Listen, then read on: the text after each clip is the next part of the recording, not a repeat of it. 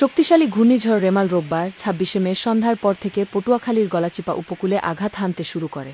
এ সময় উপকূলীয় এলাকাগুলোতে ব্যাপক তাণ্ডব চালায় ঘূর্ণিঝড়টি। এর প্রভাবে তছনছ হয়ে গেছে বহু ঘরবাড়ি ও দোকানপাট, ভেঙে পড়েছে গাছপালা। এছাড়া বহু এলাকা বিদ্যুৎ বিচ্ছিন্ন হয়ে পড়েছে। রেমালের তাণ্ডবে ব্যাপক ক্ষয়ক্ষতি হয়েছে উপজেলার পানপট্টি, ডাকুয়া, চরকাজল, চরবিশ্বাস ইউনিয়ন সহ বিভিন্ন ইউনিয়নের বেড়িবাঁধ ভেঙে নদীর উপচে পড়া পানিতে উপজেলার নিম্নাঞ্চল প্লাবিত হয়েছে। এলাকার বাঁধের বাইরের লক্ষাধিক বাড়িঘর অধিক জোয়ারের পানিতে নিমজ্জিত হয়েছে। নদীর পানির উচ্চতা স্বাভাবিক জোয়ারের চেয়ে ৬ থেকে ৭ ফুট বেশি হয়েছে।